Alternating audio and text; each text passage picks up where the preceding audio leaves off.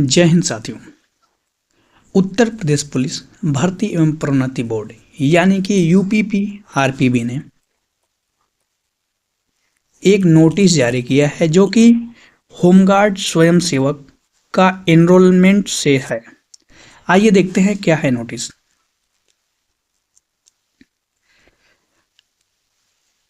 यहाँ पे आप देख सकते हैं लिखा हुआ है कि अभ्यर्थियों के व्यापक हित में एनरोलमेंट हेतु आवेदन करने की प्रक्रिया को सुविधाजनक, सरल, पारदर्शी व सुगम बनाने की दृष्टि से वन टाइम रजिस्ट्रेशन यानी कि ओटीआर करना आवश्यक है।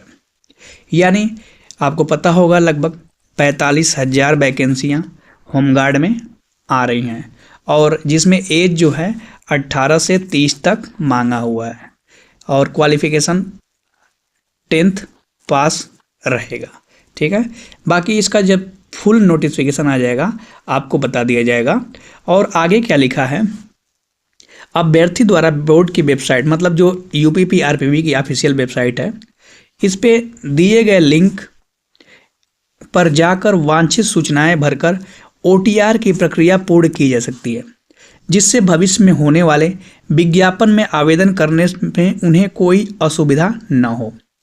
ओटीआर पंजीकरण करने हेतु अभ्यर्थियों की सुविधा हेतु FAQ मतलब फ्रीक्वेंसी आस्क्ड क्वेश्चन और वीडियो लिंक भी बोर्ड की वेबसाइट पर उपलब्ध है।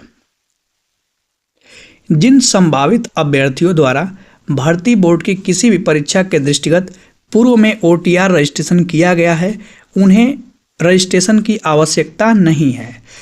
इस बात को आप ध्यान दीजिएगा।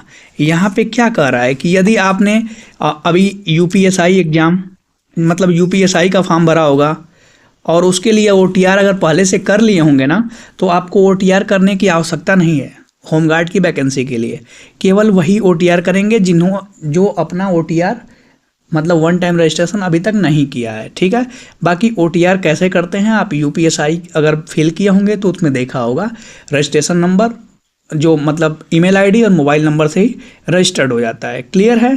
तो ओटीआर ध्यान से करिएगा, आराम से करिएगा, निश्चिंत होकर करिएगा और कर लीजिएगा। ठीक है, क्योंकि एक बार ओटीआर अगर आप कर लिए तो यूपीपी आरपीबी के अंतर्गत जितनी वैकेंसियाँ आएंगी उसके लिए दोबारा आपको वन टाइम रजिस्ट्रेशन करने की बिल्कुल आवश्यकता नहीं है। क्लियर है? आप समझ गए होंगे। अगर ओटीआर आप पहले से कर चुके हैं ना, तो इस होमगार्ड वैकेंसी या अन्य कोई भी वैकेंसी जो यूपीपी आरपीबी के अंतर्गत आएगी उसमें ओटीआर करने की दोबारा बिल्कुल आवश्यकता नहीं है। तो काफ़ी बच्चे कमेंट कर रहे थे क्या दोबारा होमगार्ड एक अलग वैकेंसी है, पहले तो ये यूपीपी आरपीबी कराती नहीं थी, तो क्या इसके लिए ओटीआर दोबारा करना पड़ेगा? तो बिल्कुल नहीं।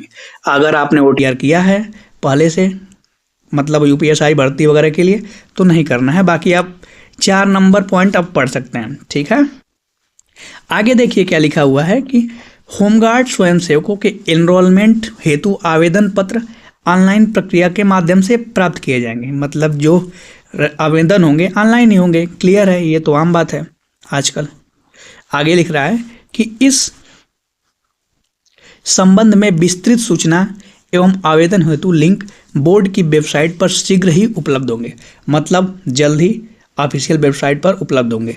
इसका मतलब हमें ये प्रतीत हो रहा है कि जो यूपी पुलिस वैकेंसी आने वाली थी कांस्टेबल की, इसके बाद अब आएगी लग रहा है। ठीक है, होमगार्ड की वैकेंसी आने के बाद ही यूपी पुलिस कांस्टेबल की नई वैकेंसी आएगी, अप्रॉक्स 22,000 के आसपास जो है। ठीक है, तो उम्मीद है आप समझ गए होंगे।